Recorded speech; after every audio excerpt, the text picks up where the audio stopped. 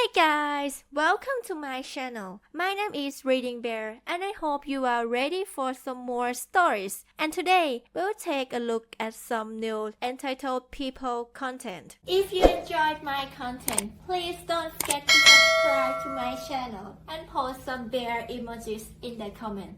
And now, let's dive right into the stories. The first story is an entitled people story. When I first moved into my new home, I was excited to be in a quiet neighborhood with friendly neighbors. However, my excitement was short-lived as I discovered that my next-door neighbor, Mr. Smith, had a habit of trespassing on my property. It started innocently enough, with Mr. Smith asking to borrow some tools, but soon escalated to him accessing my backyard without permission and even damaging my fence. I politely but firmly asked him to stop, but he seemed to take no notice. I tried talking to him again and again, but nothing seemed to work. It soon became clear that Mr. Smith had no intention of respecting my property rights, and I had to take more drastic measures. I decided to install a security camera system around my house to catch Mr. Smith in the act. Sure enough, within days, the camera caught him trespassing again, and I reported the incident to the police. Unfortunately, the police didn't seem to take me seriously, and Mr. Smith took advantage of the language barrier to twist the story in his favor. Frustrated and feeling helpless, I turned to a lawyer for advice. With their help, I sent a certified letter to Mr. Smith, clearly stating that he did not have permission to enter my property. But Mr. Smith ignored my letter, and continued to trespass on my property. I then filed a lawsuit against him, seeking a restraining order and compensation for the damage he had caused. The lawsuit was a long and arduous process, but I was determined to fight for my property rights. I gathered evidence, including video footage, photos, and witness statements, and presented my case in court. The judge was sympathetic to my plight, and after reviewing the evidence, granted me the restraining order and ordered Mr. Smith to pay for the damages. I felt a sense of relief and satisfaction, knowing that justice had been served. However, the story didn't end there. A few months after the ruling, I received a call from the police, informing me that Mr. Smith had been caught breaking into my house while I was away on vacation. This time, he was caught red-handed, and there was no way he could twist the story in his favor. I was shocked and angry. How could he be so brazen, after everything that had happened? I called my lawyer, and we immediately filed a new lawsuit, this time seeking criminal charges for burglary. The case went to trial, and Mr. Smith was found guilty of burglary, and was sentenced to several years in prison. Finally, I could breathe a sigh of relief, knowing that justice had been served, and my property was safe from harm. In the end, it was a long and grueling battle, but I learned an important lesson about standing up for my rights. I also learned that installing a security camera system was one of the best decisions I ever made. And, as a final update, I received a letter from Mr. Smith, apologizing for his behavior and expressing regret for his actions. While I can never forgive him for the stress and anxiety he caused me, I'm grateful that he finally came to his senses and accepted responsibility for his wrongdoing. The next story is titled "You Got Angry Because You Kept Demanding Paperwork I Had Already Sent You?" Okay. So this happened a few minutes ago, and I've never really had one of these moments before, and I am reeling at how absolutely exasperating that exchange was. Normally I'm a pretty passive happy-go-lucky person, but this just got way under my skin that I decided to do something about it. Do I feel a little guilty? Yeah. But also, I'm at the point where I didn't know what else to do, so cue malicious compliance, I suppose. So I'm trying to go to college as an adult, but after a wicked bad separation I can't afford the $2,300 for this course. I explained it to the financial aid person for the school, and she asked for a copy of my separation agreement to prove I was actually split. Yeah, no problem. I can do that. I sent the blank PDF of the full agreement, along with a photo of the signatures, and explained my ex-spouse and I had to print it and sign it in person, so here was the signatures to go along with the PDF. A few weeks later I get a phone call, of a woman very quickly condescendingly telling me that she had a blank signature PDF and, what do I do with a PDF with no signatures? There's nothing here. Can't you see I'm trying to help you? You didn't send me anything. But her voice was so incredibly snide and rude from the get-go, and didn't even, consider there may be more than one attachment in the email. Or to read the body saying, the signature page had to be printed. I've also attached a photo of it for proof. Nope, I was a buffoon. An absolute loon who sent a blank PDF just to waste her time and energy. I brushed it off as her having a bad day, and tried to be friendly and helpful and say, "Ah, okay. Yeah, so in the same email, if you go here, there's a second attachment, and that has the signatures on it. It's the exact same page as in the PDF, just printed and signed." She immediately jumped on me going, "Yeah, but you didn't send it. There's nothing here," and kept getting progressively crappier at me, and kept accusing me of stuff and not listening to me or letting me talk. After a few times of me trying to politely explain that I was looking at the email, and that there was definitely two attachments, the agreement, and the signatures, I just go, okay, no problem. Here, I'll send it again. Do you see it now?" Well, she did, but then she goes, "This is only the signature page. Where's the separation agreement? What am I supposed to do with just signatures? Where's the rest of the agreement?" I then also politely explained that the rest of the agreement is the exact same as the PDF I sent her, which, mind you, is obviously really ducking long. This thing is in a ducking binder. She already has the PDF, confirmed she had it, of course. But kept insisting that she wanted the printed one too because they were different. I ask her what she means, because I say if she has the full agreement, then the only page that's different is the page with the signatures. The rest is all just text describing, what my ex and I agreed on when we split. She demands why doesn't she have this one, though. So I tell her I can take pictures of it, if she really wants. And she's just talking over me and goes, "Yes, good. Finally. Do that," without actually listening to me. So we hang up, and I proceeded to take a photo of every single page and email them to her. But Gmail has a limit of 5 items at a time. So after a few emails of me sending one page at a time of exactly everything she's already read, I swiftly get an email back explaining that she'll get back to me whether I'm eligible or not and to stop. I may have ducked myself on getting a bursary for school, but she was already trying to deny me and wouldn't even let me talk to explain it. So we'll see how it goes, I guess. Hopefully she listens to the next person when they try to tell her it's the exact same thing. The next story is titled "My Entitled Parents Kidnapped Me and Held Me Hostage at Their Home After a Major Car Accident." I, 32F, was in a major car accident in January of 2021. Ironically, I had been taking my boyfriend, 36M, to the ER because he had bleeding ulcers and ended up getting admitted to the hospital that night. This was still when they were enforcing COVID rules, so I was booted out of the hospital at about 03:00 in the morning. When I left it was snowing, and not thinking hopped on the freeway, which wasn't a good idea. I had been driving a lifted Jeep Cherokee with mud terrain tires, not the best ever for snowstorm driving. Getting off the freeway to go home, my brakes locked up and I went into a light pole head first at about 60 miles per hour. My Jeep did not have airbags, that was dumb. Needless to say, my car was totaled and I had to be extracted from the car by the fire department. This whole time I had been blacking out and losing consciousness, and I still get random flashes of I don't have all my memories from that night or several months after the accident. I got sent to the nearest trauma center, which was the same hospital I had just left. The nurses felt pretty bad about kicking me out. I ended up with a moderate to severe TBI, broken under my left eye, hairline fractures on my skull on the left side, bruising behind my ears, and black eyes.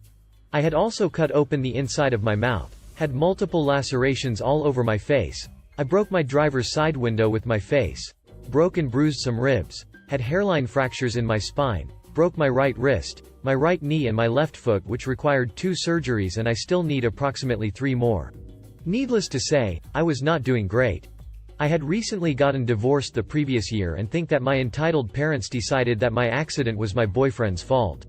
I had to stay in the hospital for a total of 12 days, in which case the mild family drama exploded into a severe family inferno. As I got closer to being released, all I had wanted to do was go home to my boyfriend and our kids. He had 2 previously and I had 1. My entitled mother decided that wasn't what she wanted. On the phone we sound almost identical. The whole time that I was in the hospital she had been getting on the phone and impersonating me to my apartment complex management, even going as far as calling the cops to get my boyfriend and his 2 kids removed from my apartment. They were not on my lease yet.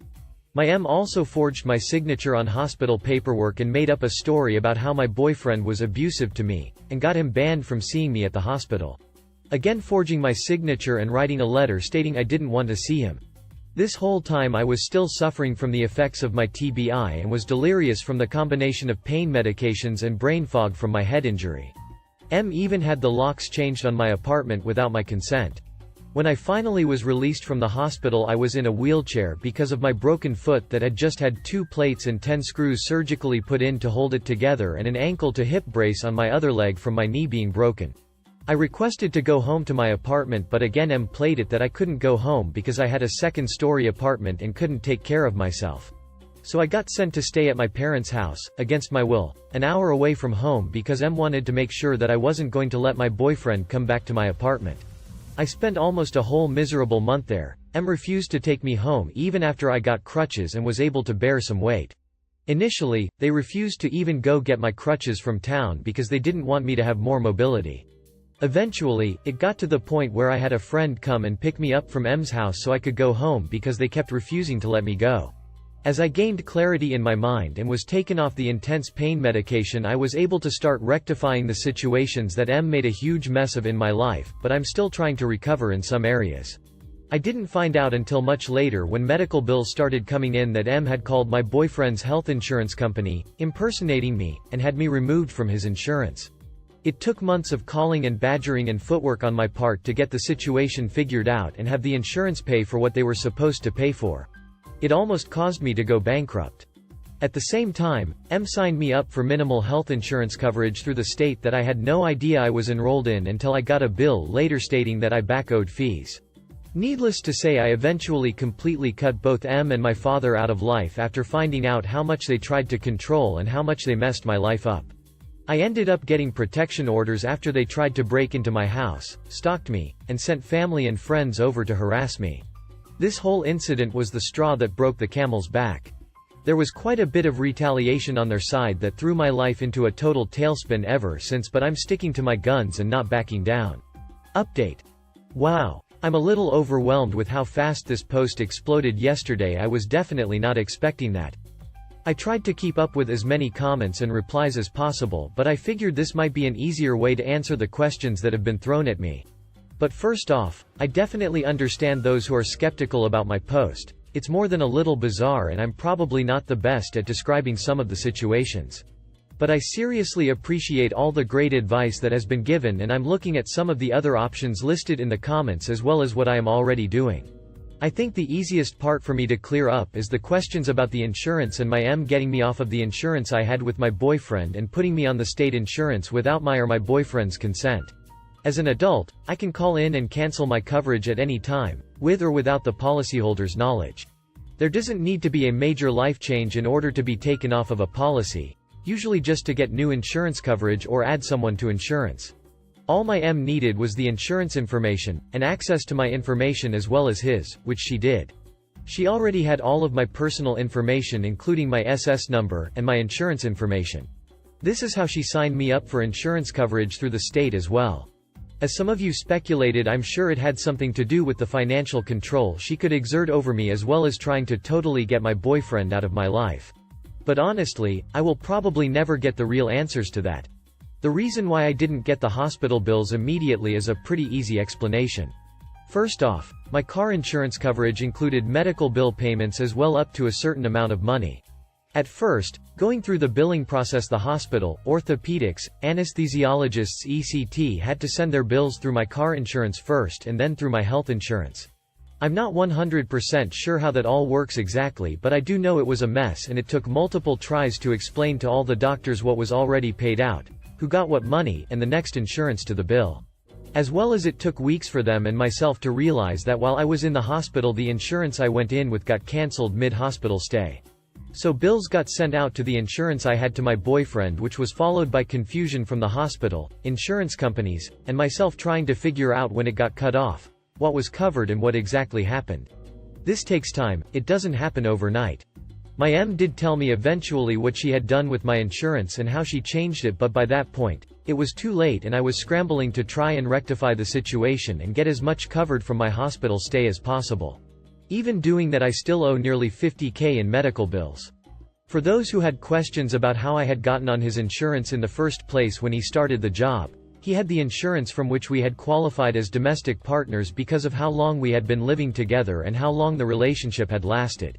For everyone wondering if we went to the cops, or are filing charges or anything along those lines, it's a very long story, but yes, we are.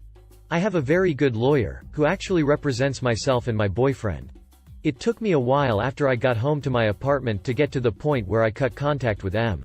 When I finally got home, I tried to start seeing my boyfriend again, and we started the long process of trying to heal from what happened. Since M had essentially kicked him and his 2 kids out of my apartment in the middle of winter, they really had nowhere else to go. The kids ended up staying with friends for a while, and he stayed in his car and rented a hotel room when possible. I wasn't fully aware of what exactly was going on at the time, as M had my cell phone and access to my phone, and while I was at her home she watched like a hawk to make sure that I wasn't contacting him. If I did, I got berated, screamed at, and at one point did not have access to my phone, which was all very confusing because I was on very heavy-duty pain medication, as well as having the confusion from the TBI. After I had made it back to my apartment and started to have more contact with my boyfriend, my M escalated. Staying at my apartment even though I told her I was fine, showing up randomly, and eventually getting so angry that I refused to cut contact with my boyfriend that she threatened to kill him. That was when I grew a slight backbone and decided that it just wasn't going to get better. At that point, I filed for a protection as well as my boyfriend, who copied my paperwork. When the first protection orders got dropped because we didn't have enough evidence, she had gotten a lawyer at this point, but we did not because we couldn't pay for a retainer. And this was before I had gotten smart enough to install cameras and a call recorder on my phone. My M went to the city's prosecutor's office and told them that she wanted to press charges of perjury against my boyfriend. This is where the friendship with the prosecutor started, and it was very hard for us to get anything to stick because M was getting in with our local PD and the prosecutor. Yes, they ended up going after my boyfriend and not me. Yes, that is selective prosecution. Yes, it is very illegal. At this same time, my mother and father are retired and apparently have nothing better to do with themselves. They had been in contact with my boyfriend's ex-wife, and at the same time we were getting beaten down with the perjury case. They also helped my boyfriend's ex-wife start a custody battle for his children. They had been separated for some time, but the divorce had been stalled in court for several years at this point. They also filed in small claims court for lawyer and court fees after our first protection order was removed. My ex-husband had been allowing my daughter to see both of my parents still, which I did fight, and which has probably spurred the grandparents' rights visitation case that they filed during the same time. So we have been fighting one thing at a time and collecting all of the evidence that we can. All of the hospital paperwork, especially those that were forged, had to be requested from the hospital. The phone calls to the insurance company needed to be requested, and we needed our lawyer to get those. It wasn't something they were just going to give us, unfortunately. At this point, we have waited though almost all of the court filings my M had thrown at us, and we are finishing gathering out evidence so we can counterattack at this point. At the time our lawyer was telling us to be patient and gather as much as we could, as when we get through the thick of it we can throw what we have into the system, but we needed and want to have enough to nail them to the wall. From here, there will be counter lawsuits both jointly between myself and my boyfriend and separate lawsuits. As well as submitting what we have for the identity theft. It's a very long process and it takes a lot of time, effort, and money to get things moving. For those of you wondering if me and my boyfriend got back together and how that is going, yes, we did get back together. It didn't take long for me to start realizing what was happening when I wasn't being given the heavy narcotics and my brain started the healing process from the TBI. It did take time for me to wade through everything that happened and try and recall memories. We did get back together, found a new place and moved back in together with his 2 kids and my daughter. We have had some hard times and of course, we are both a little damaged from the whole process, but we both have counseling, are doing well. I hope this helps explain and expand on the questions everyone has been asking in the comments. If you enjoyed the video, please subscribe to the channel and post some bear emojis in the comments.